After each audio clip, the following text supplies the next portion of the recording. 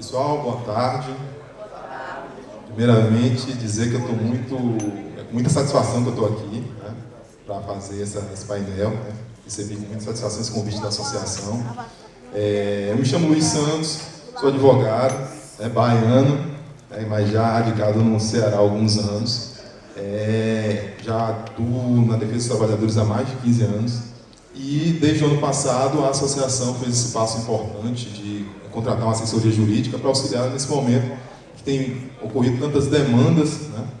Eu costumo dizer que a minha vinda para a entidade serviu para ampliar os tentáculos da associação no sentido de ser um suporte jurídico, né? Tanto do ponto de vista consultivo, para poder auxiliá-los também na tomada de decisões. E quando foi feito esse convite, eu fiquei meio na dúvida do que é que eu poderia conversar com vocês hoje. E aproveitando a deixa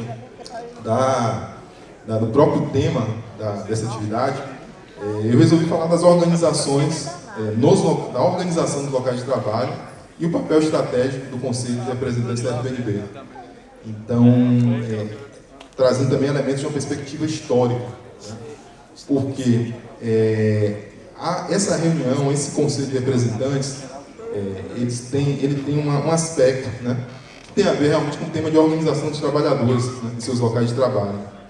E, aparentemente, né, desde um período histórico que a gente passa a analisar as lutas dos trabalhadores, a gente observa que a questão da organização no local de trabalho toma um tema central, né, e que surge a partir exatamente da resistência na relação, né, da organização do capitalismo com relação ao trabalho.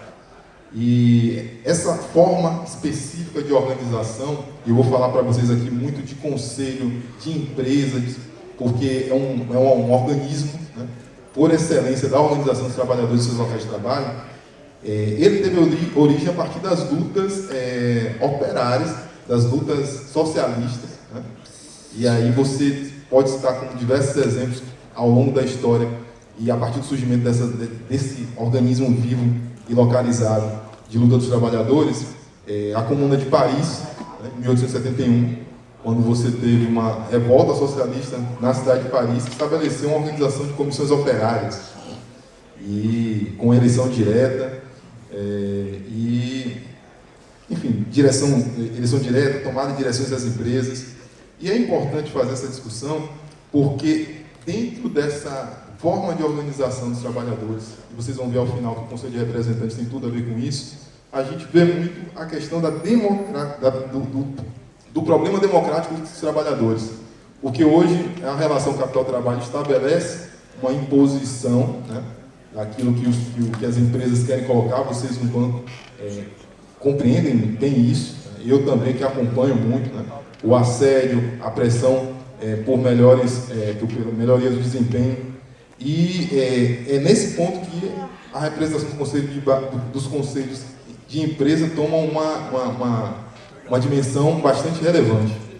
Então, eu já citei a Comuna de Paris, a gente teve ao longo da história diversos exemplos de lutas, vou repetir, socialistas de caráter social, que tem um reflexo na organização, né? Aí você cita a própria Rússia, quando em 1905 também você já tinha os conselhos populares dos soviets, que depois deram marca à criação dos conselhos operários de fábrica, e aí veio a Revolução Russa de 1917. Na Itália, nesse primeiro apanhado fora do Brasil, fazendo, você teve o reconhecimento dessa instância de negociação localizada dos trabalhadores, sobretudo após no pós-guerra, né, quando a gente teve esses organismos começaram a negociar diretamente com os patrões sobre as lutas salariais, a reconstrução do país, e dentre outras questões. Na Espanha também se deu esse processo, e aí foi após a ditadura franquista, em 1975. Nesse período, esses organismos, esses conselhos de empresa, eles tinham um caráter clandestino, e mais adiante, após a redemocratização naquele país, foram fundamentais para se consolidar enquanto instrumentos de negociação. Na Polônia, no mesmo sentido, em Portugal também. E aí a gente chega no Brasil. E aí vocês vão ainda, talvez alguém tenha dúvida, porque a gente está discutindo aqui comissão de empresa, comissão operária. A gente vai chegar lá. No Brasil, nós tivemos o surgimento desse organismo desde os anos 1910, quando nós tivemos a criação de comissões de fábricas em greves que surgiram em 2017 e 2019. E os primeiros relatos da categoria que surgiu, a partir da análise de jornais operários, foi na categoria dos trabalhadores de fábricas têxteis, italotêxteis de São Paulo. E isso foi avançando nos anos seguintes, 1920, você teve já uma tentativa de salto dos trabalhadores para justamente pegar esses organismos de greves, de lutas que surgiam para poder avançar. Então, se tentou construir primeiro uma Confederação Geral dos Trabalhadores, se criou um movimento, um comitê para a criação desse instrumento, e que previa basicamente o controle direto da produção, a defesa dos interesses classistas do ambiente fabril, e também aquilo que a gente já conhece mais, né, da nossa realidade hoje, que não mudou, dispensa, condições de trabalho. Então esse era o foco inicial, também surgido no sudeste do país. Nos anos seguintes, novamente a gente observou várias lutas, né, grevistas, metalúrgicos de São Paulo, gráficos, e esse é um período de muita resistência e, sobretudo, de persistência e reafirmação desse organismo vivo dos trabalhadores. São as comissões de fábrica e de empresa. Já no pós-ditadura, em 1945, nós tivemos muitas greves. Em São Paulo foram registradas, já em 1946, em 2 meses, mais de 60 greves. E nessas greves foram mobilizados mais de 100 mil trabalhadores. E aí há também muitos estudos colocando, que aqui é um fato que é interessante comentar, porque essas greves, no Brasil, no período de Getúlio, a gente teve a criação da CLT. Algumas garantias como estabilidade para os dirigentes sindicais surgiram daí, né? E aí o Getúlio, conhecido como o pai dos trabalhadores, pai dos pobres e tudo mais. E foi nesse período também que a parte dos sindicatos começaram a pipocar esses elementos, essa ferramenta de luta que a gente está falando, que são essas comissões de fábrica, comissões de empresas, porque elas surgiam por fora das entidades sindicais. Então, apenas nesse período que eu destaquei de 2 meses, né, existem estudos que demonstram que das 33 greves que foram analisadas por um professor chamado Ricardo Maranhão, 15 foram dirigidas por fora de entidades sindicais, dirigidas e organizadas e levadas até o final. 15 de 33.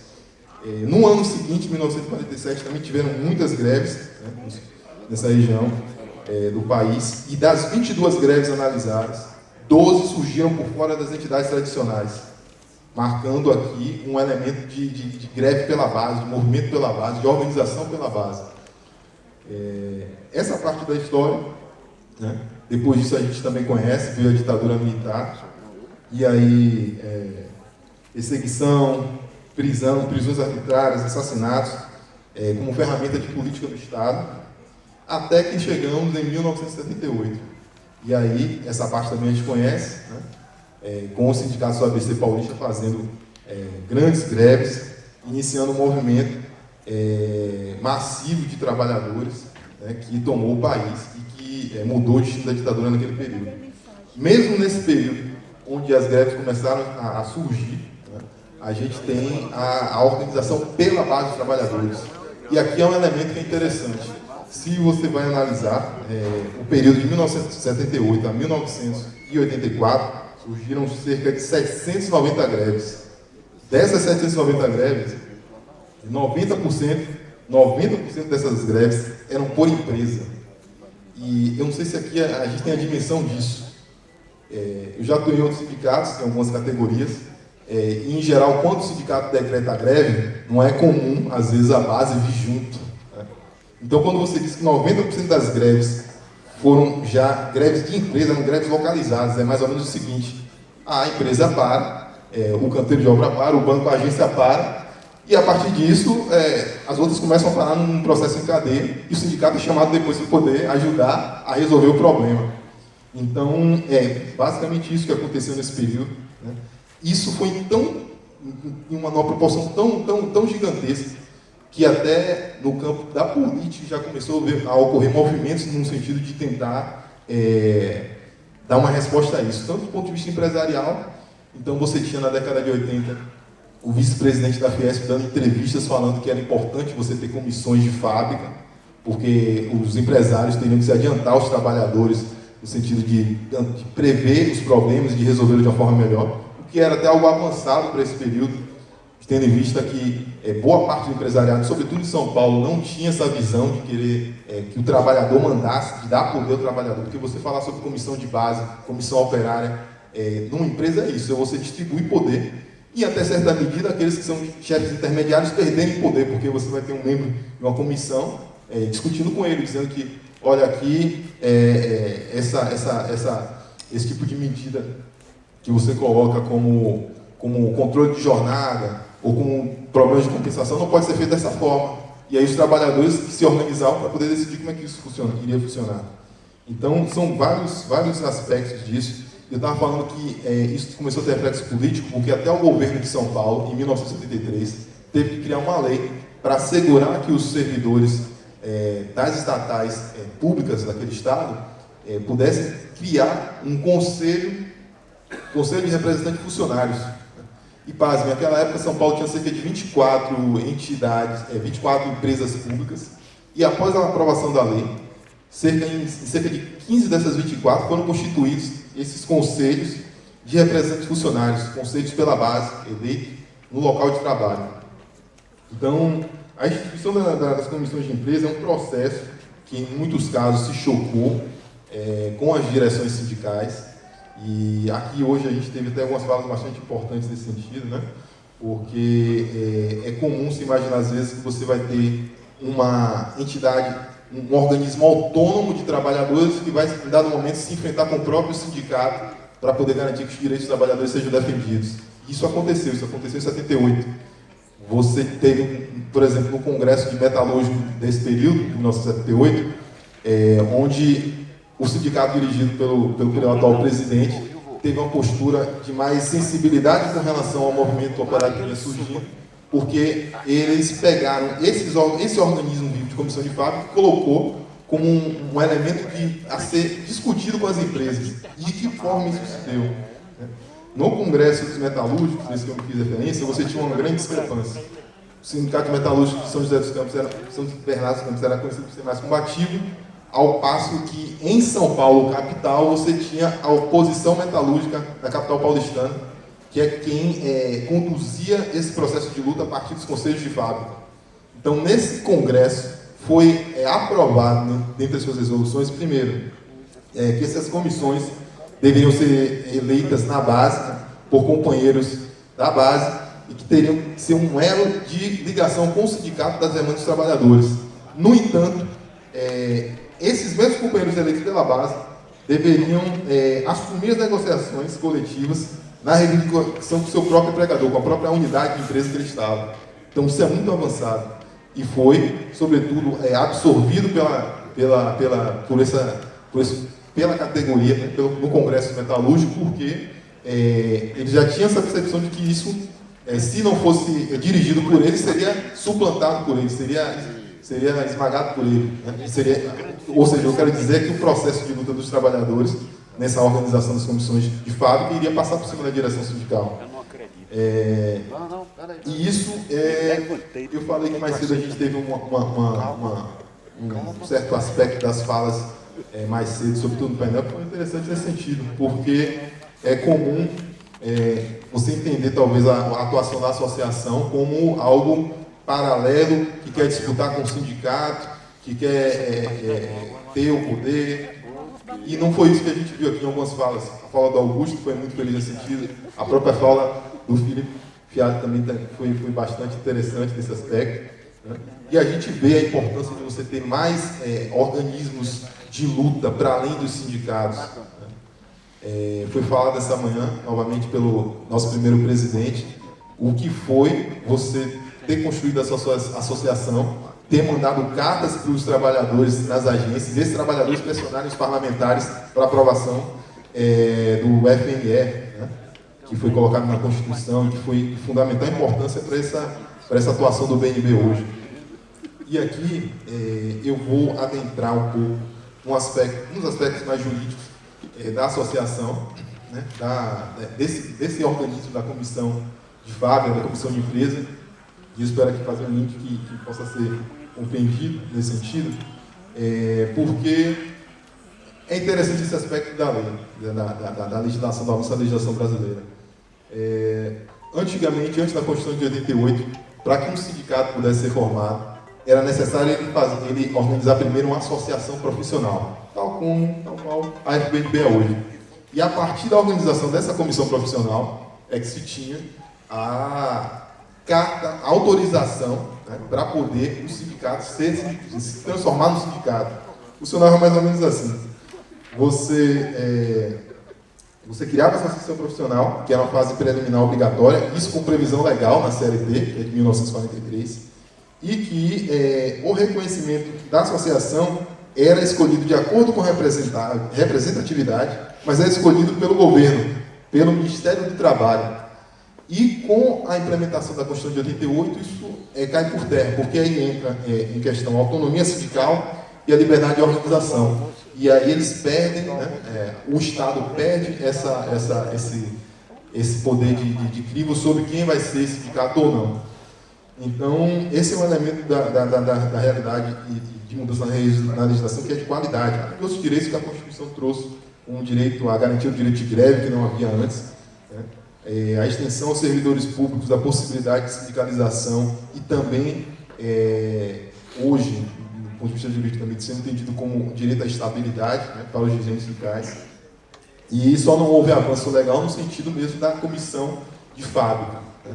Mas esse também é um ponto que é interessante colocar, porque em muitas entidades sindicais, sobretudo em São Paulo, né, e muitas afora do país, onde tinha movimento sindical, no Ceará, Bahia, e entre outros, você teve a formalização da estabilidade para um representante de base a partir das negociações dos acordos coletivos.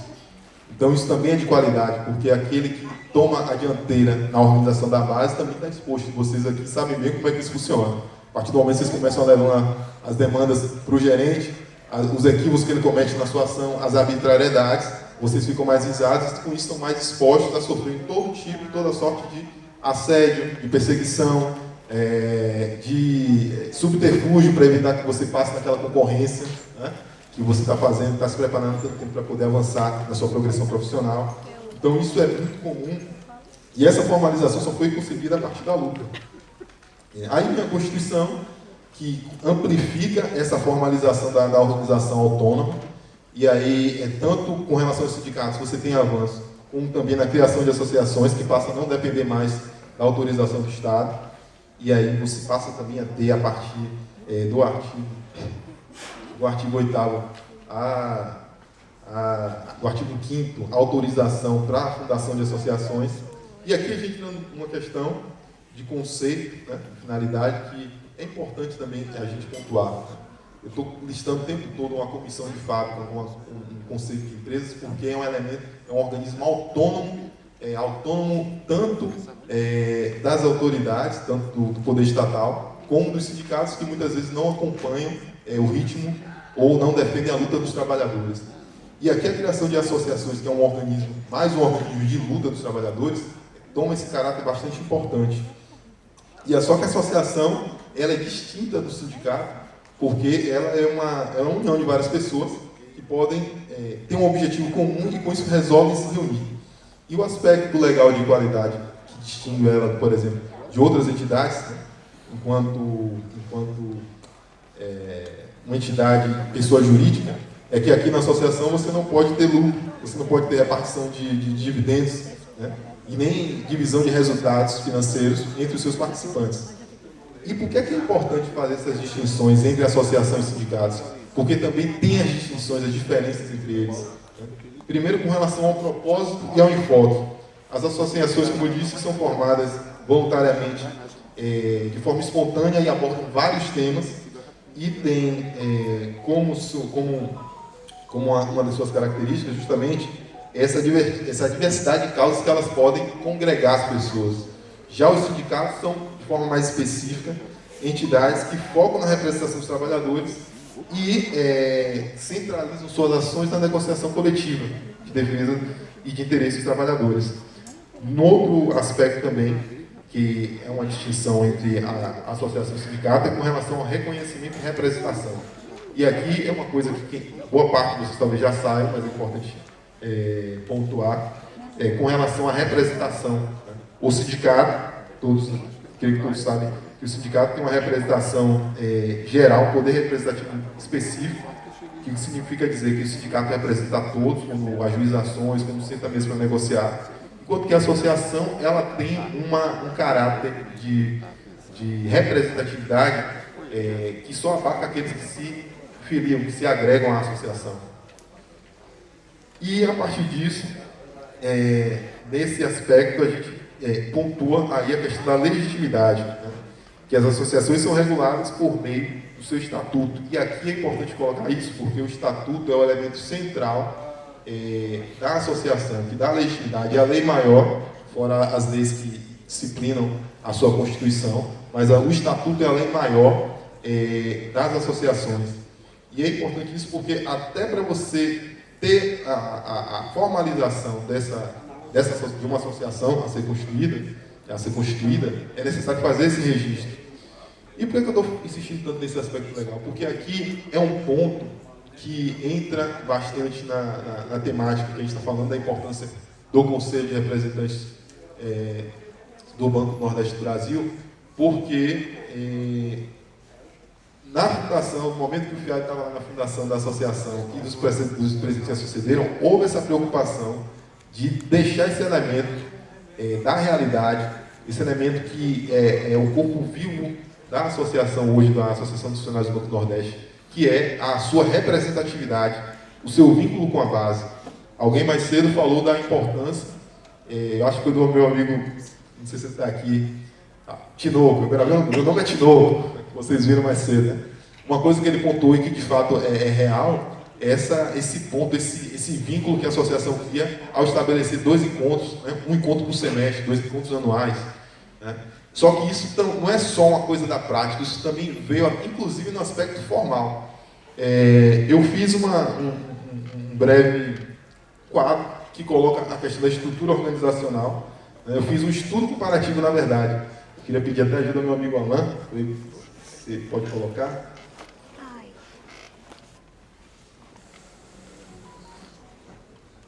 Então, eu fiz uma análise comparativa. Peguei algumas associações profissionais, eu não vou citar por uma questão ética, até porque o direito de filiação é geral, então talvez alguém aqui possa até ser filiado a essas entidades também. E eu fiz uma análise do estatuto dessas associações, mais de uma, inclusive, para entender justamente como é que funciona a estrutura organizacional e hierárquica nessas instituições. E, para minha surpresa, a grande maioria delas tem essa estrutura. Até aqui parece algo correto, né? Primeiro, em ordem de poder de tomada de decisões, em ordem de deliberação. Você tem a Assembleia Geral, o poder de tomar todas as decisões. Abaixo, a diretoria, que é um órgão executivo que administra a instituição. E abaixo vem o Conselho Fiscal.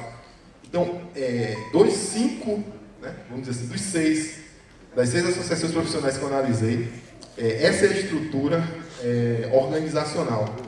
E aí, com base também no estatuto da SBNB, que aí ela estabelece como organismos da associação, você tem a Assembleia, você tem a Assembleia Geral, você tem o Conselho de Representantes, você tem a Diretoria Executiva e você tem os representantes. E a distinção aqui é justamente nesse aspecto. Abaixo da Assembleia Geral não está a direção do sindicato, está o Conselho de Representantes. E esse é um elemento assim, que é de qualidade, né? Apesar, não é apenas um elemento formal, porque o Conselho de Representantes está acima da direção do sindicato. E a gente sabe que quanto mais, às vezes, uma direção, o sindicato da associação, quanto mais uma direção se distancia da sua base, mais ela tende a se burocratizar, mais ela tende a se afastar das necessidades reais dos trabalhadores que a representam. E aqui você tem um elemento formal que estabelece essa distinção, essa peculiaridade da Associação dos Funcionários do Banco do Nordeste, e que é bastante crucial. Eu fiz questão de colocar isso para vocês entenderem, né, o poder que vocês têm no sentido de tomar as decisões da associação e de entender elas como parte de vocês. Né? Primeiro, a Assembleia Geral. Segundo, a Conselho de Representantes, que toma todas as deliberações estratégicas. E aqui eu pontuo deliberações estratégicas, porque você tem todo tipo de decisão mais crucial para a sobrevivência da entidade, para o dia a dia da entidade, obviamente que é parte da diretoria, mas a diretoria funciona como algo executivo nesse sentido. E aí você tem, dentre as atribuições da associação, do Conselho de Representantes, aprovar planos de trabalho e orçamentos, decidir sobre exclusão de associados, deliberar sobre reformas estatutárias. Né? Em geral, ou isso é diretamente jogado para uma Assembleia Geral, a exemplo dos demais estatutos que eu analisei, ou isso é concentrado com o poder da direção. Então aqui é diferente. Né? Aqui a base tem mais controle sobre a sua entidade e é importante, eu achei oportuno finalizar com esse gráfico para que vocês, nas discussões amanhã, né, no debate aqui também, que vai acontecer mais adiante, vocês possam ter uma exata noção da importância que isso tem. Né? Eu comecei falando dos conselhos de representantes por empresa, porque aqui você tem o processo de eleição dos representantes do BNB, que são trabalhadores do BNB sendo tirados dos locais de trabalho, e percebam que há mais de 200 anos, essa é a fórmula para o sucesso, para que os trabalhadores tenham mais controle do processo de luta e da interação na relação capital-trabalho. Então, isso é importante, e eu acho que isso é um legado que todos que precederam e que ainda estão aqui, né, mantêm, e que é importante que vocês tenham essa noção para não deixar que isso mude. Né? Então, aqui eu encerro a minha apresentação. Consegue resolver problemas individuais dos colegas, às vezes não. Mas, olha, nada disso, pessoal, se sustenta se no local de trabalho as coisas não funcionarem. Então, quando o colega vem aqui e diz, olha, eu consegui filiar metade da unidade, já é o primeiro passo importante. Conseguir filiar 100% já é o primeiro passo importante. Eu digo, o mais importante talvez não tenha sido nem a filiação em si. O mais importante foi a disputa da consciência. Certo? Porque nós estamos, como o debate mais cedo falou, a Valéria vai certamente desenvolver esse tema aqui, os nossos filhos estão pensando em ser empreendedores. A tendência não é fazer como eu fiz, não. Me filiei ao sindicato FNB no primeiro dia que eu entrei no banco. Eu já tenho 19 anos de filiação ininterrupta. Né? É difícil a gente querer convencer hoje o colega a se manter filiado. Ele quer a primeira ação, eu vou me desfiliar. É a saída individual. Essa disputa da consciência é diária, ele não pode desanimar, não.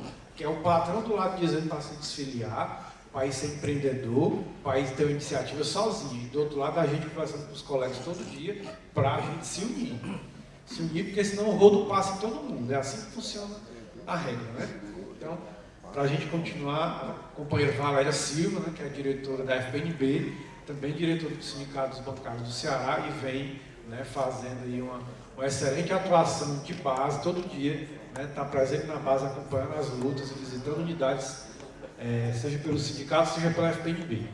Vamos lá, Valéria. Né, porque a gente já entendeu como é que a gente se organiza em entidades para tocar a luta dos trabalhadores, que não é uma luta fácil, né? A gente sabe que não é fácil. Então, depois da gente compreender isso, eu venho aqui convidar vocês para a gente refletir um pouquinho como é que a gente, enquanto sujeito coletivo, está se enxergando nesta luta, né? E na representação dessas entidades.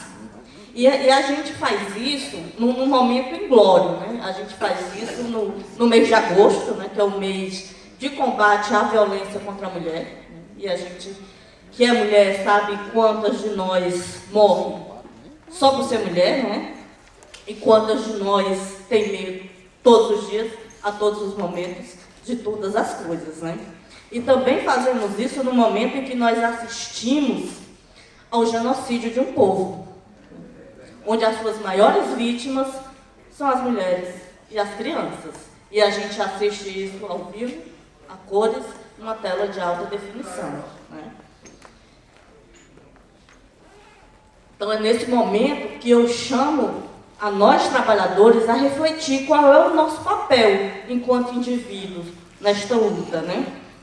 Eu tive semana passada e o início dessa semana passando no Passaré nas unidades com plebiscito popular, né? Que no pós-golpe eu acho que é uma das primeiras pautas favoráveis aos trabalhadores, né? A primeira vez que a sociedade brasileira realmente para discutir uma pauta que é demanda dos trabalhadores, que é o fim da jornada 6x1, a redução da jornada de trabalho, a taxação do super rico e a isenção de imposto de renda para a gente que é trabalhador, que é assalariado, né?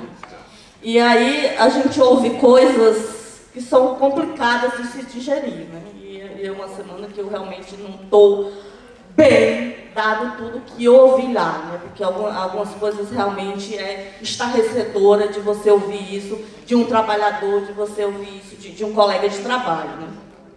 E eu falo isso da posição de uma mulher sertaneja que mantém os pés firmes no chão, nesse chão rachado pela seca, mas que também mantém o coração aquecido pela esperança, né? Pela esperança de um mundo melhor, que nunca se permitiu achar que a dignidade é algo menos que um direito. E um direito a gente não negocia. E entre as coisas que eu ouvi nessas passagens pelo banco, eu ouvi de um colega a respeito do fim da jornada 6x1 e da redução da jornada sem redução salarial, que ele não era a favor dessas medidas, porque essas medidas iam quebrar as empresas. As empresas não tinham condição de prosperar se isso passasse, né?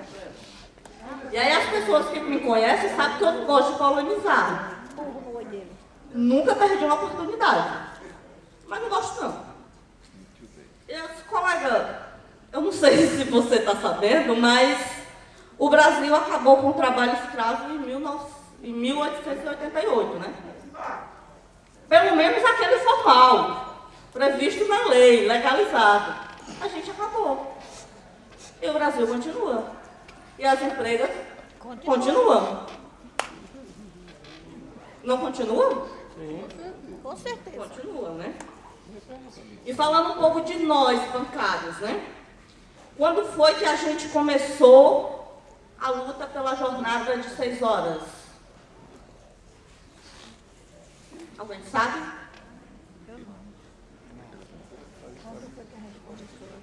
A gente começou isso em 1933, né? E a gente começou essa luta como? Com greves, né? Quando a gente tinha um movimento organizado em sindicatos, em associações, que promoviam greves por uma jornada de trabalho menor para os bancários.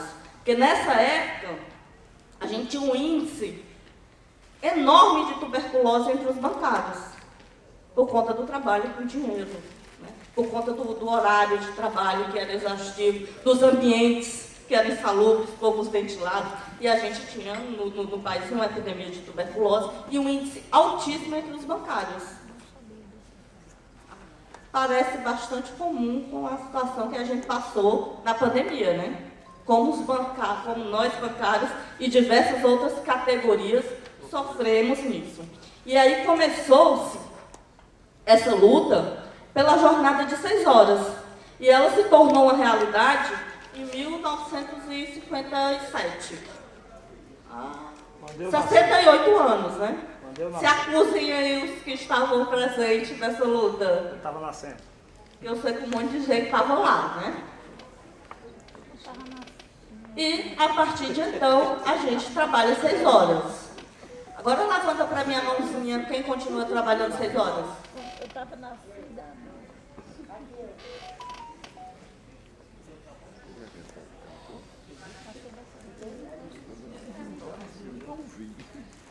Pouquíssimos de nós, né? Quem quer voltar a trabalhar 6 horas? Dá umas 10 pessoas que eu consegui contar aqui que permanecem com uma jornada de 6 horas. Então, repare bem, a gente tem a classe trabalhadora passando por toda uma luta mediante a uma questão, inclusive, de saúde e de segurança do trabalho, para ter uma jornada de 6 horas e como o capital tomou esse direito da gente. Mesmo com relógio de ponta. E para os nossos companheiros da Caixa, que não era um banco, né? Só em 1985 foi que eles conseguiram a jornada de 6 horas. E aí muitos de vocês estavam lá, né? Numa grande greve que teve, com adesão de quase 100% dos funcionários da Caixa, que eles conseguiram que a jornada de trabalho deles passassem a ser de 6 horas. E aí muitos de vocês estavam lá. Eu não estava, não tinha nascido ainda, eu nasci um pouquinho depois, né? E nem por isso a Caixa fechou. E nem por isso a Caixa foi E a Caixa está como? firme e forte. Muito bem, obrigada, né? Com recorde de clientes, lucros, recordes em cima de lucros recordes. Então perceba como o capital molda a consciência do trabalhador. Então quando o Henrique diz que a principal disputa que a gente está fazendo é de consciência, é porque ela é fundamental. Porque é fundamental que nós, trabalhadores, temos consciência de como é que esses direitos foram adquiridos. E eles foram adquiridos a partir da nossa organização e da nossa luta. Nossa luta. E aí, e quando essas lutas aconteceram? Né? Em 85 a gente estava em que regime de governo no Brasil? Militar. No governo militar, né? A gente estava no golpe militar, em plena ditadura. E em plena ditadura, a gente tinha trabalhadores na rua parando a Caixa Econômica para reivindicar o direito a uma jornada de trabalho digna.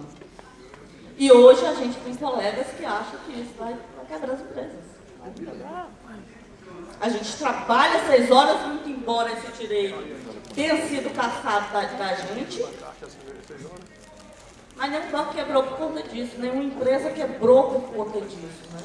Muito pelo contrário. Quando a gente tem trabalhadores remunerados por tempo, a gente tem ascensão da economia. E aí a gente pula para 2017, que foi quando a gente teve a reforma trabalhista, né?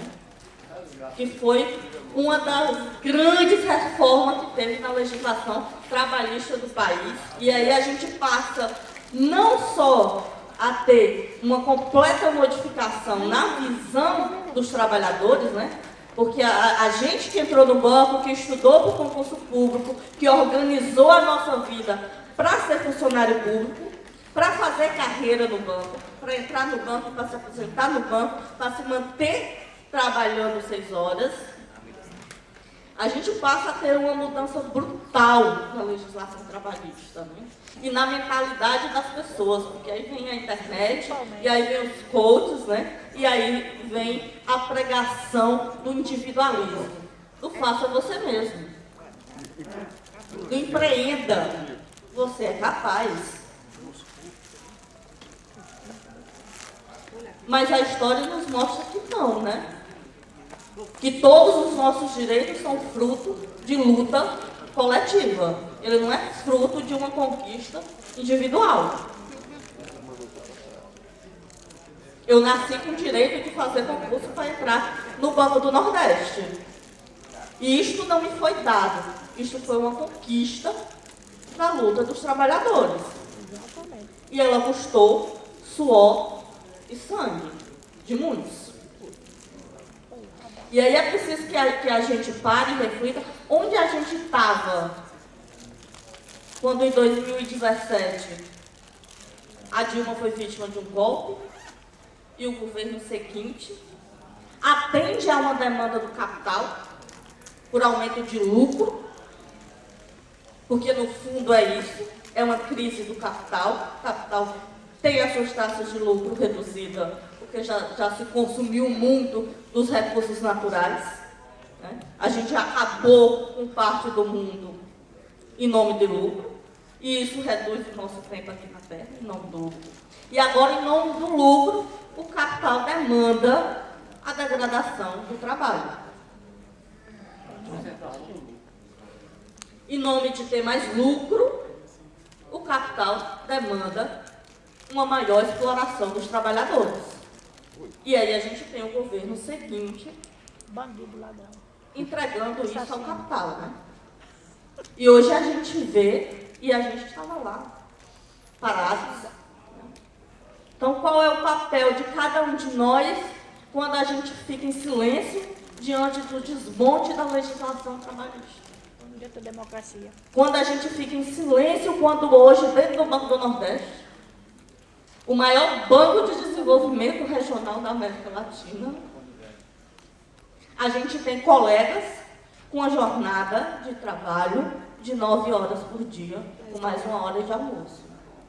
Essa pessoa está lá 10 horas da vida dela, mais o tempo dela ir e dela vir, o trabalho. E a gente não se indigna com isso. E a gente não se revolta com o colega que está sentado do nosso lado, na unidade que eu trabalhava no Banco do Nordeste. A gente tem colegas lá trabalhando dentro de um banco de desenvolvimento, com um contrato por hora de trabalho, onde agora em março a gente teve carnaval, né? Mas no Ceará 2 feriados. Essas pessoas trabalharam 9 dias, 9 horas, todos os dias de março, e terminaram o mês devendo 18 horas, por um salário mínimo. E nós não estamos nos revoltando contra isso. Então, qual é o nosso papel enquanto representante de entidade dos trabalhadores? Os trabalhadores estão lá, refém de uma lógica de empreendedorismo, de individualismo. E nós, que representamos eles, estamos fazendo o quê? Qual é o nosso papel nisso?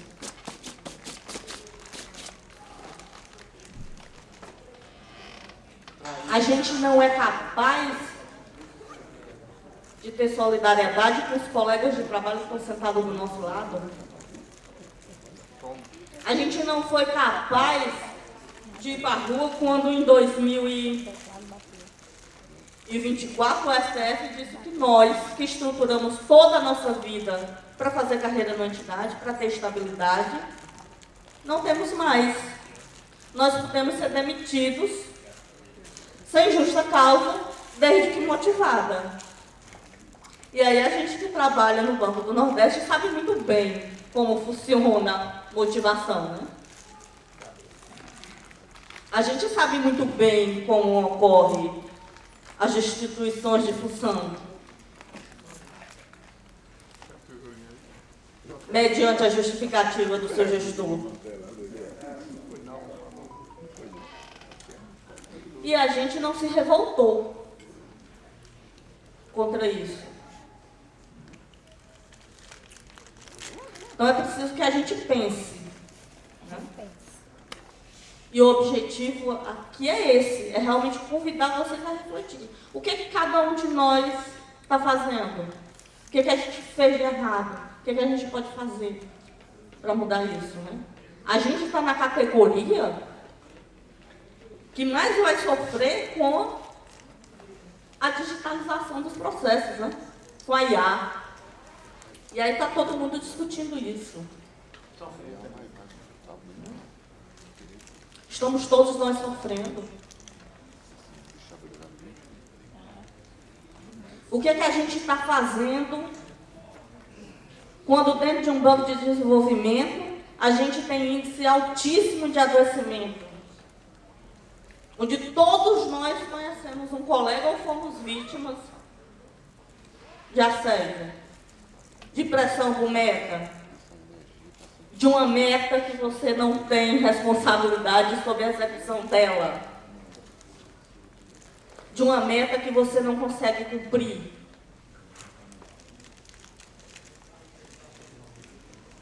E, no entanto, mesmo todas essas demandas, Quando foi mesmo a última greve que a gente teve?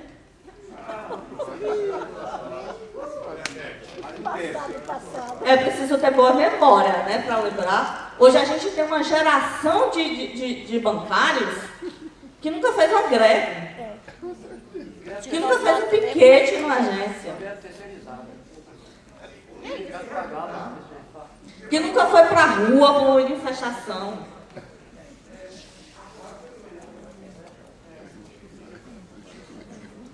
O que é que nós podemos fazer com isso? O que é que nós devemos fazer? Quando a gente levantar aqui segunda-feira e voltar para as nossas unidades, a gente chega lá, senta e trabalha passivamente? Exatamente. É exatamente sobre isso. A gente sozinho não pode. E é por isso a importância do que o Dr. Luiz apresentou aqui para a gente. Da nossa organização enquanto trabalhadores em volta de entidades, de sindicatos, de associação. E aí a importância da gente fortalecer essas instituições, porque elas são instrumentos de luta. Mas a nossa luta não pode ser terceirizada. Nós não podemos achar que a gente vai fazer uma associação, que a gente vai se filiar ao sindicato e que a nossa vida está resolvida. Porque ela não está. Ela depende de cada um de nós. De cada um de nós disputando a consciência daquele colega que está lá sentado do lado. Dizendo para ele, você trabalha 6 horas e o banco não quebrou. Nem vai ter. Nós somos concursados. E quando eu entrei no banco, não havia bancários terceirizados. E o banco não estava quebrado. O banco podia pagar o salário digno para todo mundo e manter essas pessoas em condições dignas de trabalho. E aí, para finalizar, eu quero deixar para vocês uma citação bem recente, ocorreu de anteontem. A emancipação dos trabalhadores será obra dos próprios trabalhadores. Do século passado, de Karl Marx. Então é essa consciência que a gente precisa ter. Que a libertação da classe trabalhadora, da exploração, desta mentalidade de empreendedorismo, de individualismo, de que o sucesso pode ser alcançado de maneira individual e de que ele depende única e exclusivamente de você, não se dará via governos, via elite. Ela só é possível de ser feita mediante a organização da classe trabalhadora. Quando a gente se organiza, quando a gente evolui e quando a gente compreende para além das nossas condições econômicas, né? Quando a gente tem uma transformação da nossa consciência e, consequentemente, uma transformação da sociedade. De que é preciso ir à luta. E que a nossa luta não pode ser terceirizada. Ela precisa ser tocada por cada um de nós, juntos e unidos. Jamais seremos vencidos. Como é que a gente vai enfrentar, por exemplo, uma reforma trabalhista que nós lutamos tanto, como foi dito aqui? Então, veio uma reforma trabalhista que os sindicatos deixaram passar, vou dizer assim, deixaram passar, porque eles são nossos representantes. Nós somos sindicalizados, aí diz assim, eu já reclamei isso lá, e diz assim, o sindicato não pode fazer sozinho. Tudo bem, é complicado. O sindicato não pode fazer sozinho, mas a gente confia em vocês. Deixaram passar a política e o dinheiro dos empresários, dos banqueiros, né? Vão vencendo. O comissionamento lá no Nordeste, por exemplo, quase todo mundo é comissionado. Então o gerente gerenciando o outro. Eu chego lá, vou falar, olha pessoal, nós somos trabalhadores, tem sangue aqui correndo na vida da gente. Vai dizer, mas eu preciso alimentar meus filhos, eu preciso do meu salário, eu lutei por ele. O que você vai dizer para eles? Eles só faltam mandar a gente se calar. É o seguinte, a vida é uma luta, eu estou defendendo o meu, e pronto, é o individualismo, vamos falar daqui. Então, estou defendendo mesmo que você vai buscar, então você vai dizer, eu vou pegar quem? Primeiro a Jesus, que é Deus. Né? E segundo, você vai para casa chorando, porque você não tem, porque antes você era o seguinte, todo mundo era funcionário. Eu digo assim, funcionário sem privilégio, sem comissão. Porque esse negócio de privilegiar a comissão foi um meio que o patrão achou para fazer com que uns fiquem a favor dele e contra os seus miseráveis. Vou chamar miserável porque não tem direito a nada. Então, foi complicado, não dá para explicar agora porque é complexo. Mas do lado aqui não tem. Então é o seguinte, foi uma maneira que o banqueiro achou. Um minuto. O banqueiro achou de dizer assim, eu estou com privilégio dos meus, esses são meus e você não é ninguém. Então pronto, porque é difícil você lutar num ambiente desse. Então eu vou falar lá, acabou de dizer, o que é que tu está dizendo aí, cara? Eu estou lutando pelo meu pão cada dia e pronto, e tu cala a boca, acabou-se. Então, isso foi um desmonte que foi acontecendo com o dinheiro do patrão, porque o patrão sempre tem dinheiro. E quando a gente está planejando aqui lutar pela nossa vida, o patrão está reunido lá no G5, nos banqueiros, como derrubar a nossa mobilização. Então fica difícil a gente fazer uma reconstrução, começar do zero. De novo, muita gente não tem mais gás para isso. Outros já ficaram velhos, a gente vai chegar num banco, cabeça branca. Conclua. Vamos para a rua. Tu vai levar a borrachada na rua. Então, é complicado e eu não sei o que dizer, porque é complicado demais. Obrigado. Clécio, por favor. Eu preparo.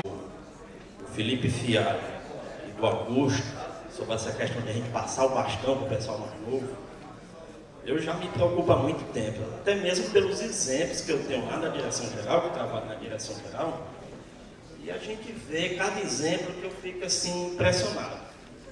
Vou dar um exemplo recente, e eu não tenho vergonha de dizer, de um gerente da área de risco, que foi eu que consegui a filiação dele na época. Né? E ele se encontrou comigo, eu indo para o restaurante, né, ali no Passarela, ele se encontrou comigo e disse, olha, eu estou me desfiliando da FNB. Eu disse, mas por quê? Porque vocês entraram com a ação no plano BD e vocês vão quebrar o banco. Filha da mãe. Aí eu olhei assim, respirei. Aí eu disse, rapaz, mas como assim quebrar o banco? Eu disse, rapaz, olha, isso vai mexer no comitê de Basileia. Eu disse, rapaz, que conversa é essa, rapaz? Eu disse, olha, se mexer no capital social do banco, só para você ter ideia. Você acha que a bancada nordestina vai deixar isso? Não vai se articular para poder conseguir um aporte de recursos? Tu não se lembra o que aconteceu em 2012, não? Mesmo assim, o diálogo não foi suficiente para convencer ele e ele se desfiliou. Quer dizer, a gente fica assim impressionado, pessoal, assim, as pessoas estão assim com as narrativas um pouco amalucadas. Me desculpa aqui o termo utilizado. A gente fica assim pensando, o que foi que aconteceu? As pessoas, inclusive, defendendo que o FNE seja compartilhado com os bancos privados. Tá louco. Olha, é um negócio assim, que eu fico assim, é surreal, pessoal, é surreal. O que eu escuto lá, tá entendendo? Tem funcionários mais novos, que às vezes eu tento convencer, que eles dizem que não precisa da FNB nem do sindicato, que se defende só. Aí eu disse, mas não custa nada, amigo, eu lhe lembrar da reforma trabalhista de 2017, que diz lá que empresas acima de 100 mil funcionários, o empregador pode negociar com um funcionário eleito pela base sem precisar de sindicato. Lógico, o Banco do Nordeste nunca adotou isso, o Banco do Brasil, mas pode adotar, está lá na legislação. Nós vamos nos confiar nisso. É preciso, pessoal, a gente ter consciência de classe. E eu vou dizer uma coisa para você. Eu estou muito preocupado com a consciência de classe. Porque nós não temos garantia nenhuma. E inclusive quando eu chegava na época da greve que eu fazia, as pessoas diziam assim, eu só vou fazer greve se você me garantir que não vai ser descontado meu salário. Esse cara, eu não tenho como te garantir isso. A única garantia que eu tenho é o seguinte, se a gente não tentar, você ganha. E o banco não vai negociar com gato pingado, não, com 1, 2, 3, não. Só negocia quando ele vê um movimento grande.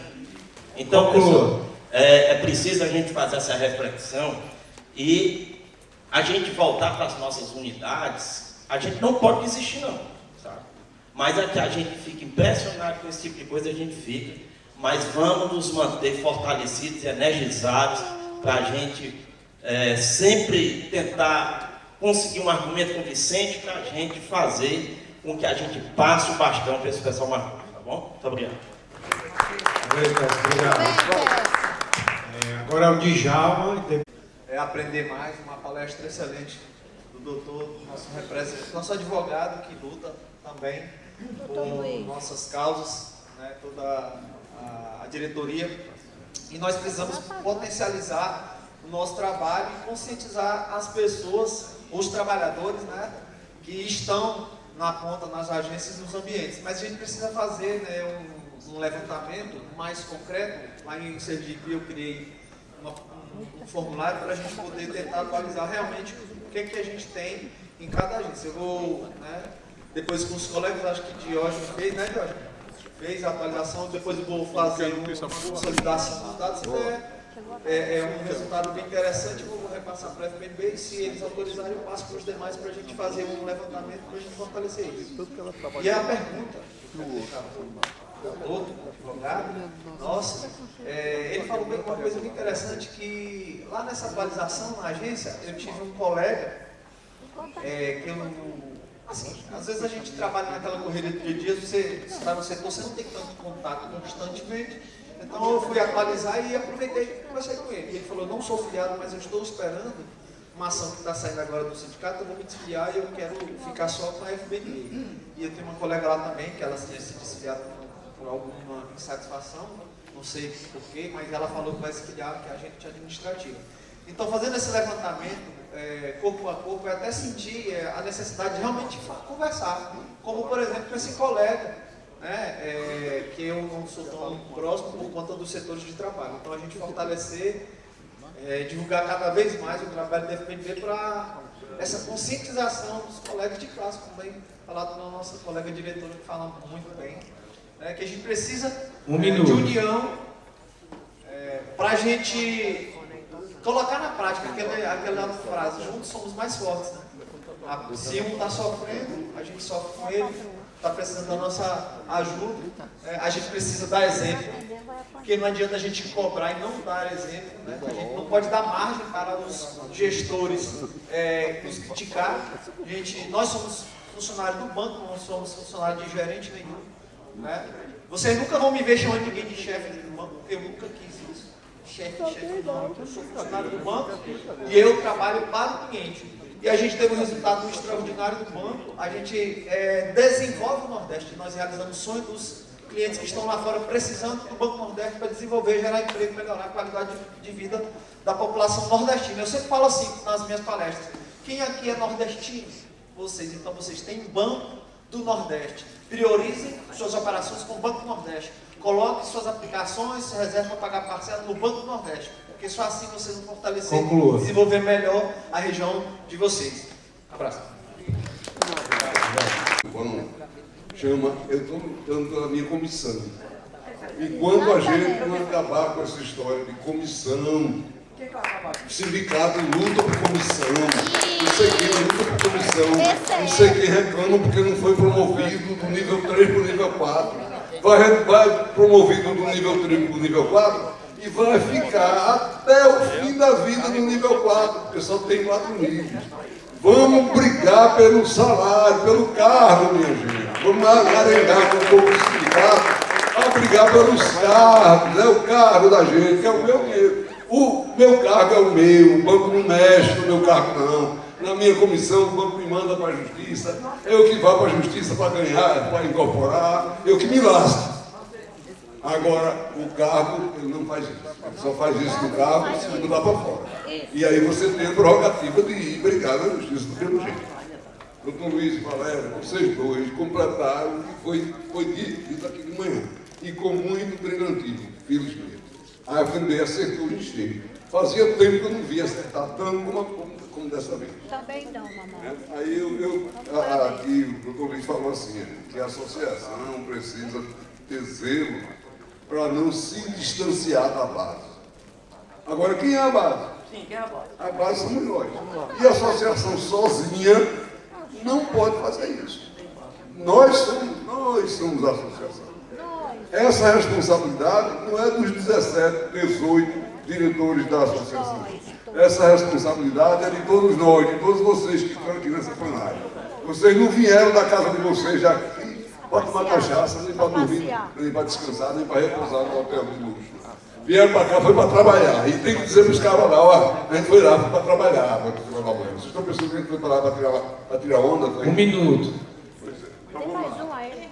Para que isso não aconteça, é preciso que a gente esteja na luta. E hoje pela manhã eu vi aqui o companheiro, acho que foi Djalma, que falou que fica indignado quando vê alguém da nossa base votar em indicados pelo patrão. Meus amigos, quando a gente, FNB, indica alguém para votar, é porque a gente já estudou o perfil do condenado, a gente já viu que ele é da base, a gente já viu que ele presta para nos representar. Aí vocês vão e votam num cara que foi indicado pelo patrão. Então, se lasca vocês. Há um ano atrás, mais ou menos nessa época, a gente estava discutindo um acordo coletivo. E a gente falou muito aqui de ao patrão, a gente votar no patrão e tal. E eu queria lembrar, eu não sei quem estava, cadê o Tinoco que estava aí? Eu lembro que o Ciro estava numa reunião que eu estava, da Contraf, eu estava dando aos bois, e chegou um representante da Contraf há uma semana do acordo coletivo e disse: a proposta do banco é um aumento de 0,6, e é ótimo, o patrão está muito benevolente com a gente deve aceitar e vamos apoiar o voto sim nessa proposta. Há uma semana do acordo coletivo, o nosso representante foi a uma reunião online dizer que a gente devia votar sim, sem sequer propor uma contraproposta. E, porra, a gente está sendo defendido pelo colega do patrão, entendeu? Então o sindicato vem aqui e bota na mesa aqui um café da manhã e vai embora, e depois vai lá ser amigo do patrão, entendeu? Isso não dá para aceitar, entendeu? O Ciro lembra, o Ciro está aí, o Ciro Pro, eu vi ele aqui. A gente estava lá e eu comecei a chamar o cara de pelego no online, desliga o microfone dessa miséria, porque não tem condição do cara vir na reunião de trabalhador falar em prol do patrão, entendeu? E foi isso que aconteceu. E a gente tem que ficar muito vigilante, vai ter o ano que vem um acordo coletivo, e eu espero que mais pessoas entrem nessas reuniões que eles fazem pré-acordo, para acompanhar e ver o que está sendo dito, porque chegaram lá, a base tem que votar assim, e aí não tem greve, e aí não tem força. Quem vai garantir que o meu dia não vai ser cortado?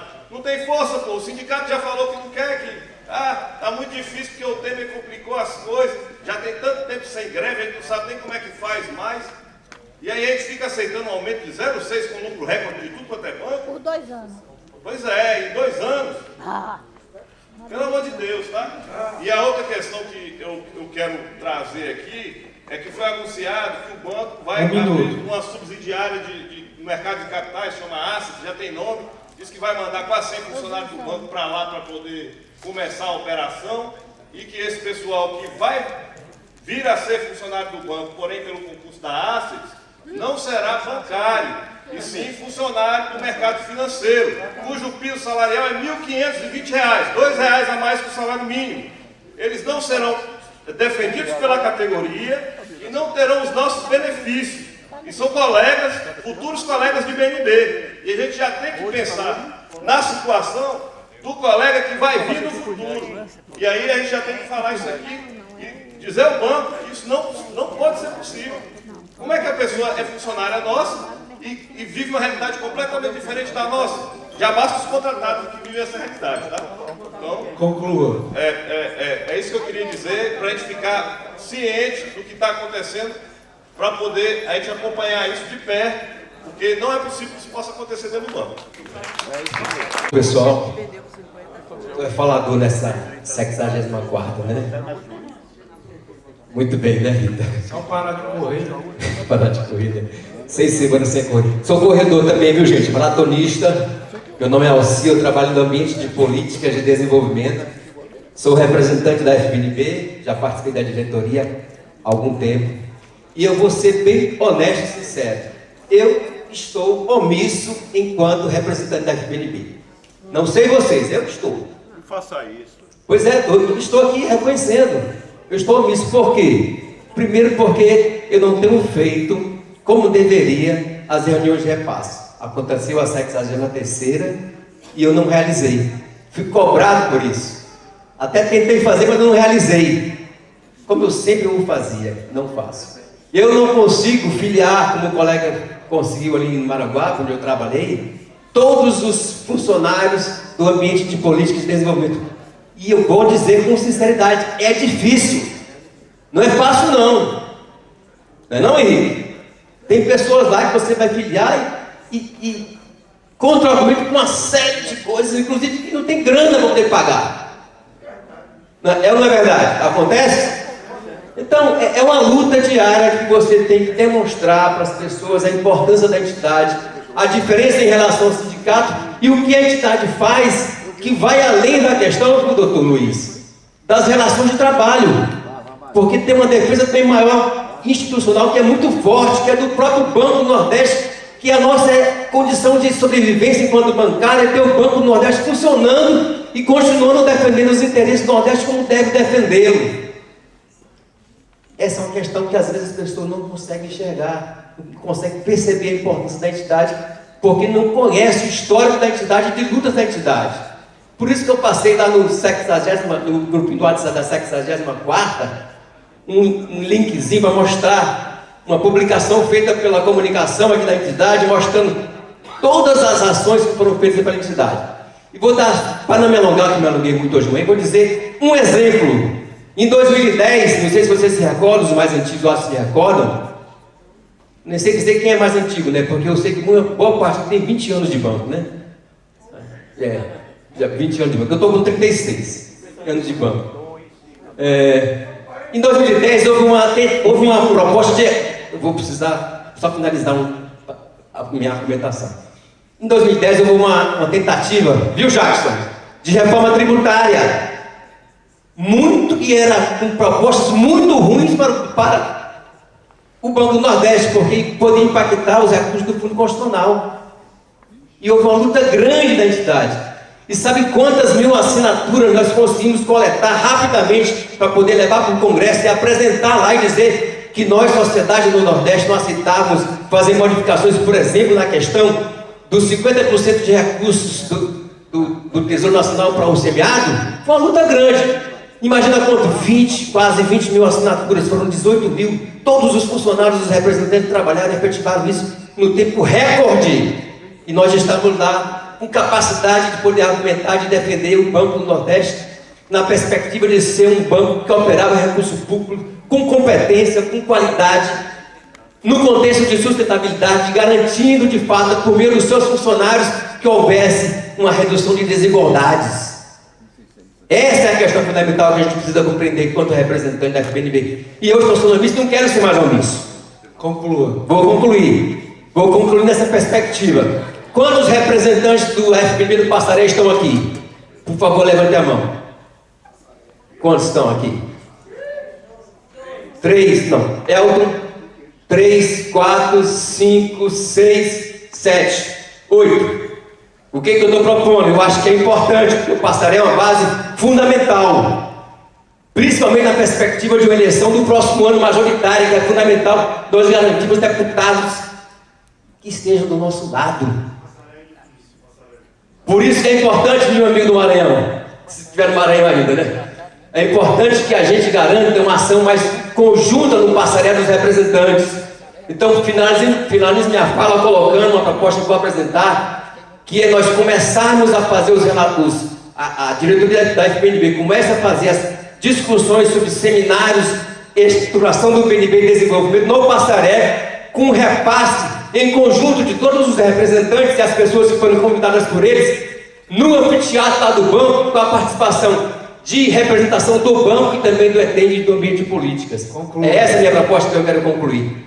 Os representantes do Passaré, finalizando, façam o repasse de forma conjunta. Os 8, 10 que estão aqui, chamando os funcionários dos seus ambientes e lá no mini auditório, articulado com o banco, a gente apresente o repasse dessa reunião. É isso. Uma reflexão, tá certo? Sobre essa situação que eu acho que de um certo marasmo, não só nas questões da movimentação dos sindicatos, das associações, não. Eu acho que essa situação ela é também decorrente de um marasmo que se instalou no país a partir de determinado momento da vida nacional recente, que as esquerdas entraram no marasmo. A esquerda parou. Você não vê movimento de esquerda. Eu acho que eu acompanho muito, tá certo? Jornal, eu acompanho muito essas coisas. E eu vejo o seguinte, que a esquerda parou. Parou quando? Eu acho que a partir do impeachment da Dilma. Com o governo Temer, depois com mais 4 anos de Bolsonaro, modificaram muito as instituições, os institutos jurídicos com relação ao trabalho, com relação às relações, aos direitos, tá certo? E alteraram até mesmo culturalmente, tá entendendo? Por exemplo, quando o Supremo decide isso ou decide aquilo que é contra o trabalhador, tá certo? Qual é a base legal, tá certo, que levou a essa decisão? Tá entendendo? Então, o que ocorre? Eu acho que nós estamos nessa situação, tá certo? E nós temos que modificar. Olha, eu acho que nós precisamos realmente sair à rua, movimentar, tá certo? Eu acho que nós temos que movimentar nas cidades, nas bodegas, voltar para a base, explicar. Olha, eu não entendo como é que até esse pacote, nós tínhamos no Brasil uma situação econômica invejável. Invejável. O Brasil cresceu 3,4% no ano passado, num ano que nós tivemos uma crise no Rio Grande do Sul, um desastre no Rio Grande do Sul, que se perdeu a metade da safra de arroz. Um ano de queimada, de secas e queimadas, que as produções agrícolas nas grandes regiões produtoras caíram, e mesmo assim o Brasil cresceu 3,4%. Esse ano, tá certo? Vai crescer muito mais do que 2%. Eu acho que, eu não sei, mesmo com essa crise que está aí, o Brasil vai crescer. Então é o seguinte, mas eu não vejo a comunicação. Como é que eu chego, que eu estou uma economia bombando, janeiro, fevereiro e março, e a pesquisa mostra o presidente lá embaixo? Porque não estão aproveitando as informações que têm para se mostrar. É preciso mostrar, tá entendendo? Com toda dificuldade, agora fica esse banqueiro aí, tá certo? Falando que não deve. Mas eu queria falar justamente isso. Eu acho que esse marasmo também, do sindicato, das associações, eu acho que está dentro desse espírito que reina na esquerda a partir de determinado momento histórico, e é apenas uma reflexão que eu fiz aqui para você. Obrigado, Deputado do Recife, eu sou de uma época em que o Banco do Nordeste tinha quadros de funcionários. Os que trabalhavam contratados faziam parte de uma minoria. Pegando o gancho da exposição da colega Valéria, que ela falou com muita propriedade, isso me veio à tona. Então, éramos naquela época 1 milhão de bancários. Nada contra a informática, contra a digitalização das coisas, A evolução é algo constante. Isso nunca vai parar. As coisas estão sempre evoluindo. E a relação capital-trabalho, num paradoxo, está numa baita contramão. A informática, a digitalização, que facilita as coisas. Eu lembro que naquela época, quando eu entrei no BNB Recife Centro, em 2 de abril de 1975, Magnorivete, Hamilton, Telex, fax, eu fui dessa época. Hoje isso está sepultado.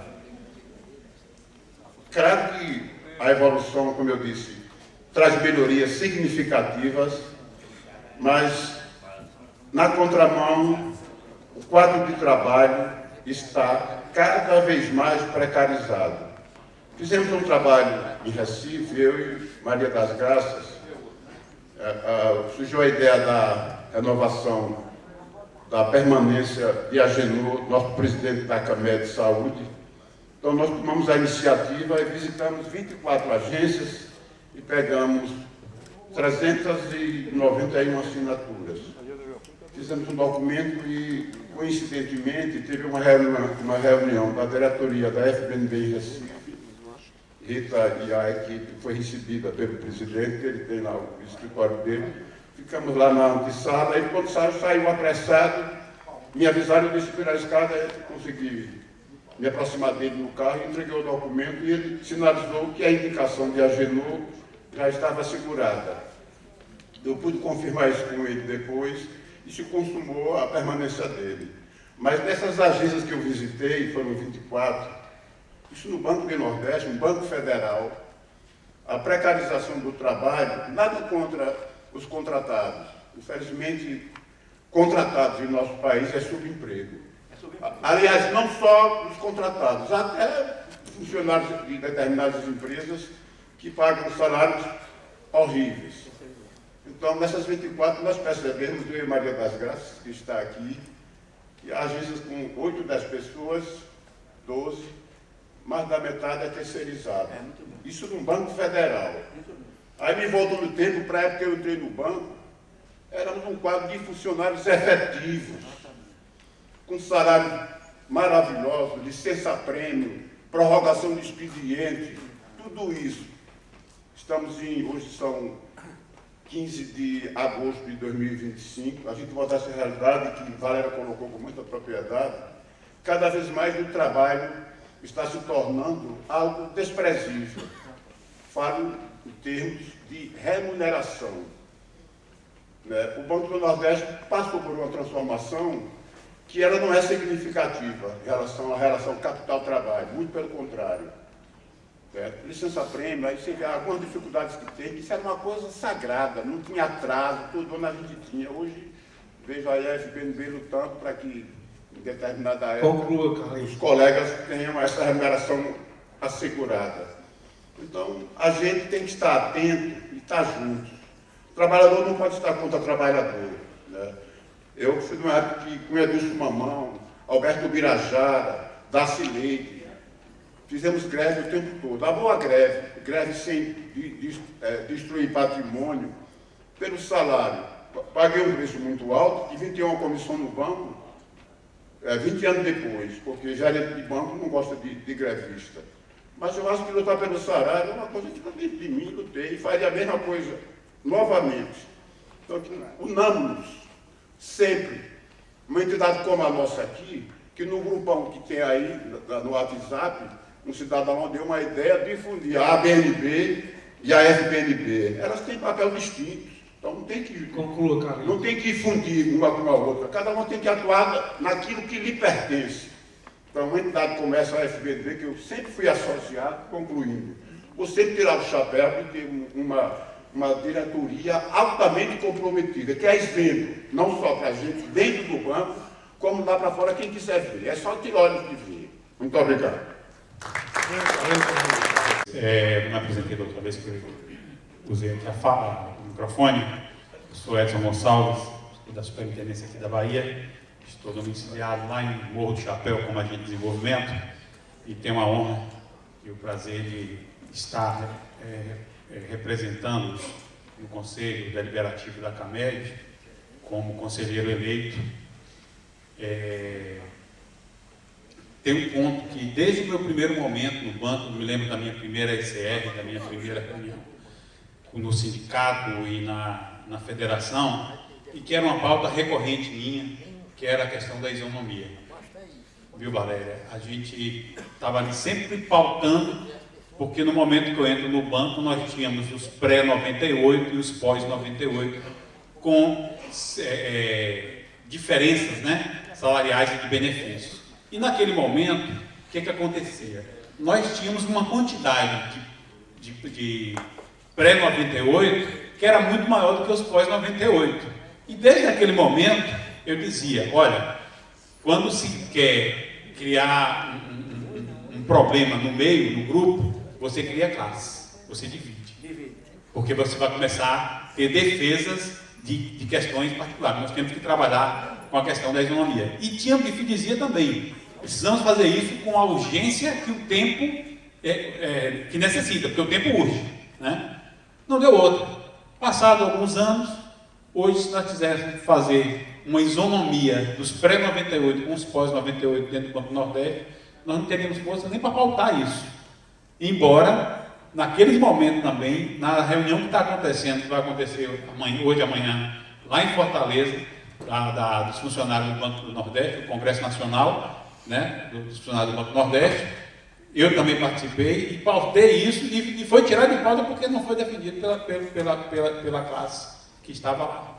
Mas para a gente perceber que é o seguinte, isso tudo redunda, né, na criação de segmentos, né? Eu vou segmentando tipos de trabalhadores. Fazem o mesmo trabalho, mas recebem valores diferentes pela sua remuneração da sua mão de obra, né, como bem colocou o Carlito aqui.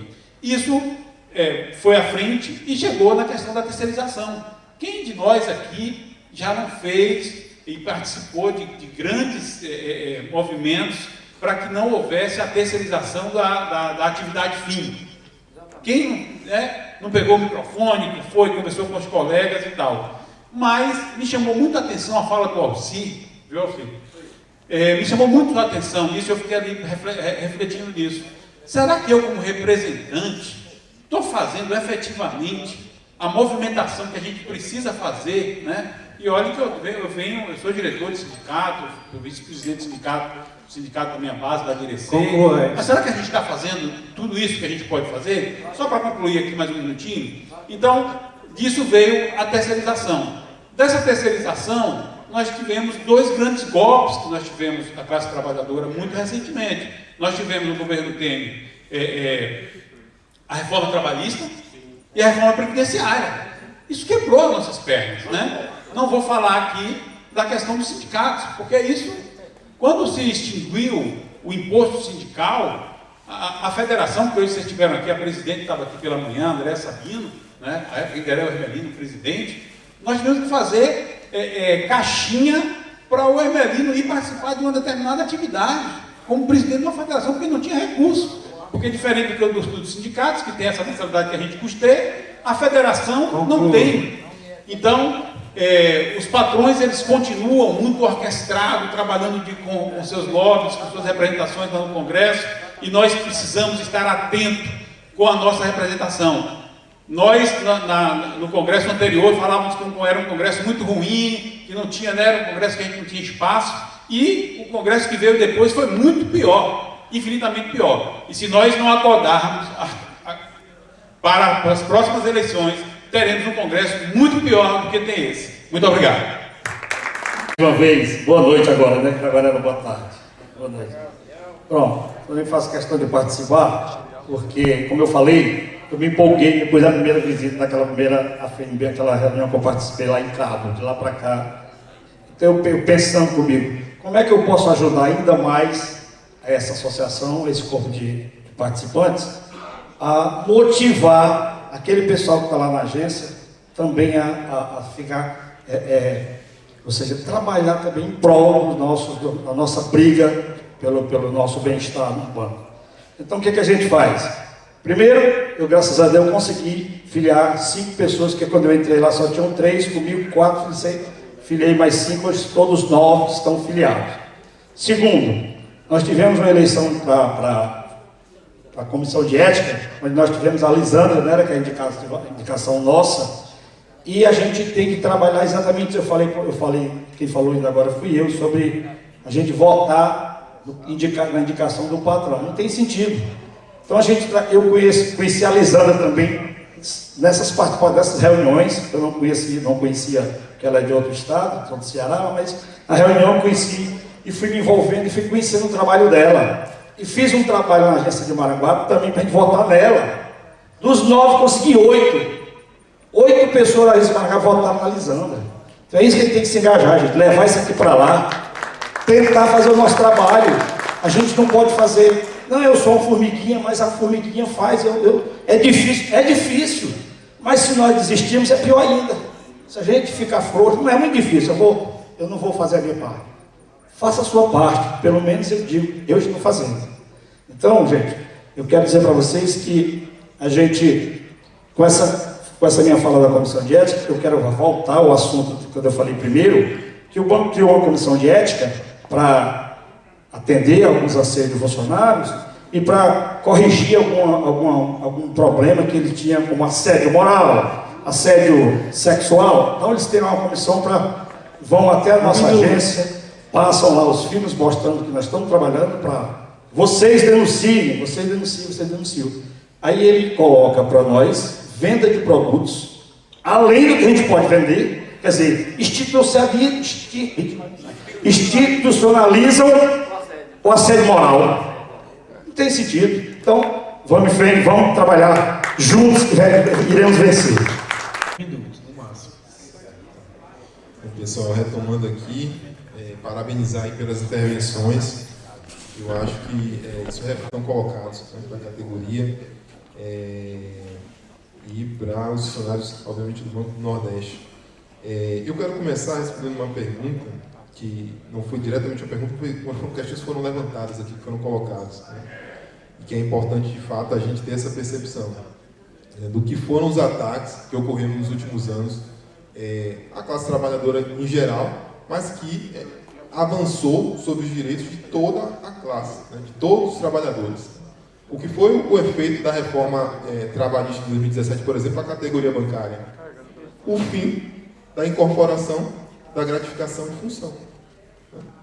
Antigamente a gente tinha aquele critério das pessoas que já estavam há muito tempo na função com comissão, onde esse direito, se a pessoa passasse mais de 10 anos, era incorporada a sua função pelo princípio da estabilidade financeira, e em 2017, com a mudança da legislação, isso caiu.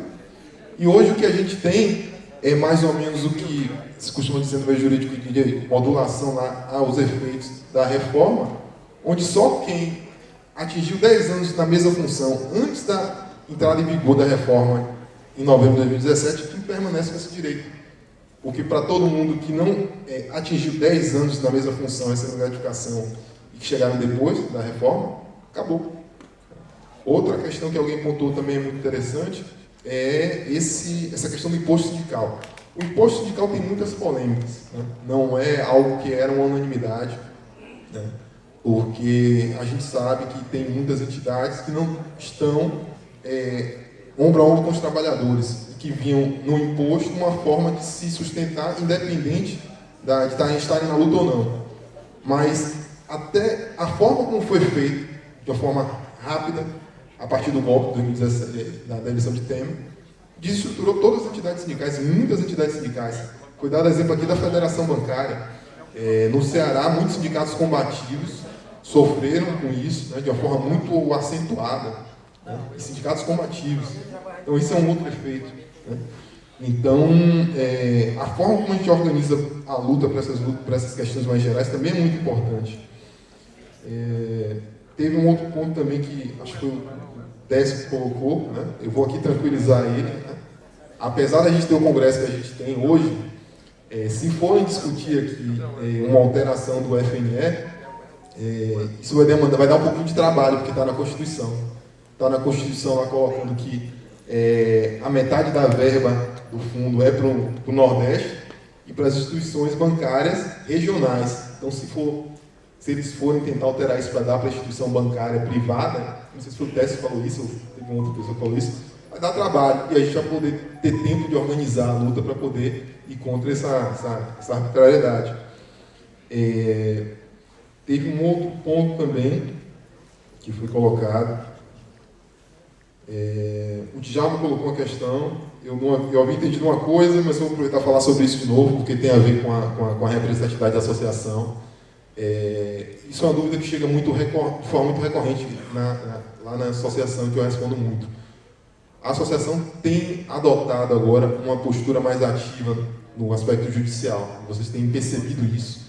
Quem acompanha o site vê a quantidade de pessoas que estão das ações exitosas da entidade e de muita gente, como eu vi no outro dia na entidade lá, o senhor pode, por gentileza, passar sua conta e tal, nós assinamos uma ação e tem 30 mil aí para você depositar sua conta. É golpe. Então, mas assim, não é golpe, né? A associação está tendo essa atitude, tem sido muito interessante isso. Então, eu estou colocando esse ponto porque é muito importante desse elemento da associação, porque é Constituição, gente. A Constituição estabelece que só é beneficiado, só é representado pela associação quem é filiado. E não adianta a associação entrar com ação num dia, no outro a pessoa diga que eu quero me filiar. Passou. Né? O entendimento é que a pessoa tem que ser filiada até o momento do ajuizamento das ações. Teve alguém que colocou aqui a importância de você se manter filiado também, porque a associação vai ter um trabalho, um caminho longo até lá. Né? Mas é importante deixar isso claro. Só quem é filiado. Então, construir essa entidade é fundamental. Né? Fundamental. E aí, dentro disso, foi o que eu tinha entendido, mas ele chegou aqui e corrigiu a pergunta de Djalma. Né? Djalma perguntou algo que é polêmico. Né? Se há a possibilidade da associação um dia virar um sindicato. Né? Eu respondo com bastante segurança que não, porque no Brasil, a nossa Constituição, ela estabelece o princípio da unicidade sindical. Então, só pode ter um sindicato de acordo com a base territorial. E ainda tem esse elemento, porque a categoria bancária toda é uma só. Né? Então, você até criar uma entidade dentro da entidade, cria uma divisão, de certa forma, na categoria. Talvez pode ser para o bem, mas pode ser para o mal também. Mas, independente desse debate, se é bom ou se é ruim, não pode, porque existe essa regra na Constituição, e que é um entendimento consolidado, inclusive os tribunais, sem ter a menor discussão, sem ter a menor possibilidade. E é isso. E é importante, dentro do espírito que a gente está discutindo aqui, ter até mais entidades com autonomia para poder fortalecer talvez a luta. Estou colocando mais no sentido de criticar essa pergunta, mas no sentido mesmo da gente refletir, porque é bom que as pessoas se organizem e que cobrem das entidades, inclusive, né, a uma atuação mais de acordo com os interesses dos trabalhadores. E, por fim, eu vou aqui sintetizar, não sei se foi bem uma pergunta, mas eu creio que um sentimento. Né? O Edson colocou, e o Fialho também na intervenção dele, os dois foram muito felizes. Né? O Edson colocando a questão do lobby no Congresso, que é necessário a gente fazer de novo lobby, e que isso é importante. E o Fialho perguntando qual é a base legal das mudanças que prejudicam os trabalhadores. Aqui eu vou colocar a minha resposta como advogado. Eu acho que a base legal para a mudança, para as mudanças que prejudicam os trabalhadores e sobre o lobby do Congresso, é o seguinte: vocês já ouviram falar do Gilmar Palusa? Quem aqui já ouviu falar do Gilmar Palusa? Uma pessoa, 2 pessoas, 3 pessoas. Está melhorando, está melhorando. Então, Lollapalooza é um evento que é bom. Eu nunca tive a oportunidade de ir, né? Mas o Gilmar Palusa não, é horrível pra gente. Né? O Gilmar Palusa é uma forma uma forma jocosa, né? Pejorativa, de um evento que é organizado pelo ministro Gilmar Mendes, do STF, Tribunal Federal, que na verdade é a Conferência de Lisboa, que esse ano completou a 12ª edição. E eu estou falando que isso aí é uma base legal para as mudanças, porque o lobby que era exercido aqui no Brasil, no Congresso, que a FPNB fazia, quando ia ao Congresso pedir a aprovação de uma lei ou evitar a aprovação de uma lei, que é o lobby às claras, né, que é algo que no Estado democrático é permitido, acontece no exterior. Né? Esse ano teve, em junho e julho, o Gilmar Palusa, a Conferência de Portugal. Isso não é o Luiz que está falando, né? Isso tem inclusive jornais tradicionais, né, de direita colocando que isso é um absurdo, porque na medida que tem essa conferência, vão ministros do STF, vão ministros dos tribunais superiores, do STJ, vão deputados, vão governadores, vão parlamentares, e lá também vão os empresários. Sabe quem participou da edição desse ano? Eu só vou falar o sobrenome, o Trabuco. Acho que todo mundo aqui sabe quem é o Luiz Trabuco. Todo mundo aqui sabe quem é o André Esteves, do BTG. Todo mundo aqui sabe quem é Joésia Batista, da JPL. Então eles todos estavam lá, fazendo eventos paralelos na conferência. E a própria imprensa coloca que esse é o espaço de negociação para que essas medidas contrárias aos interesses dos trabalhadores, como eu coloquei aqui com relação à incorporação da função, sejam acertadas, sejam ajustadas, reforma administrativa, sejam ajustadas. Entendeu? Não é o advogado Luiz que fala isso. Você lê vastamente na imprensa artigos de sociólogos, de outras pessoas que colocam essas posições, basta pesquisar. Então, esse é o espaço, né, do lobby para eles hoje.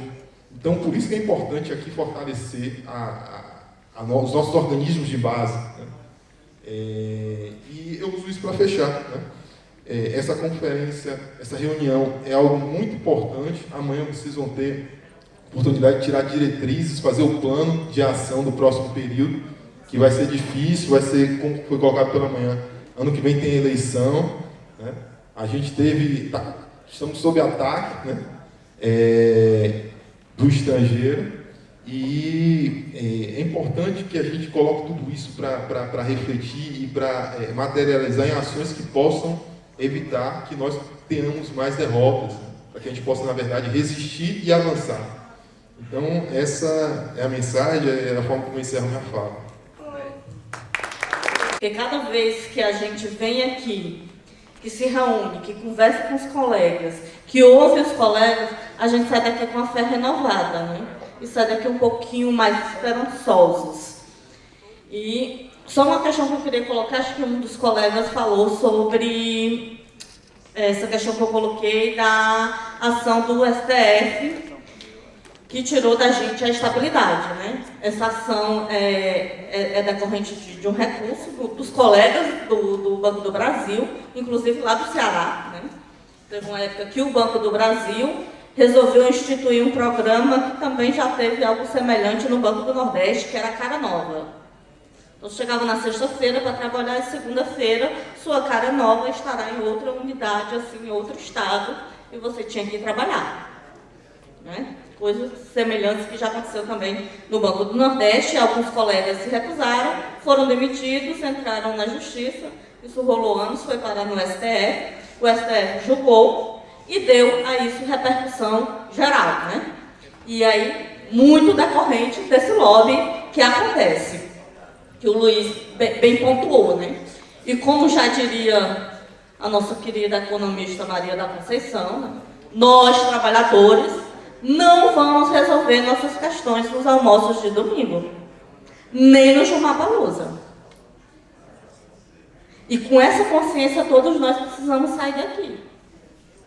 Então, cada um de nós, trabalhadores, precisamos sair daqui, ir para casa com a cabecinha no travesseiro e ter consciência de que nós não vamos resolver nossas questões nos almoços de domingo, nem no Jumabaluza. Nós só vamos resolver nossas questões na base da luta. E não será pouca luta, não. Será muita luta.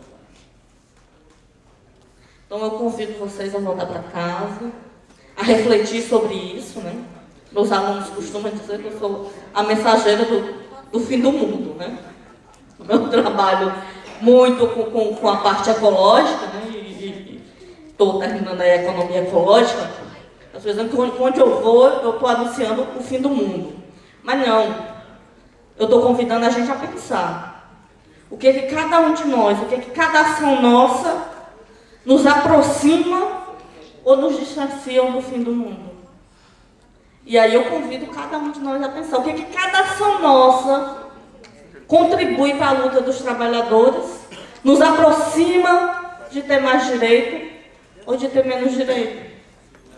O que cada um de nós pode fazer em prol da luta coletiva? Porque a saída não será individual. Não será uma empresa de coaching. Não será vendendo fumaça na internet. A nossa luta precisa ser coletiva. E aí a gente precisa pensar o que, que cada um de nós pode fazer para melhorar enquanto classe trabalhadora. E eu quero deixar para encerrar uma frase. Uma colocação que eu acho que a gente precisa dizer para a gente todo dia. Que a gente nunca pode parar de sonhar, nem de lutar. Então, que a gente volte para casa e a gente nunca pare de sonhar, nem de lutar.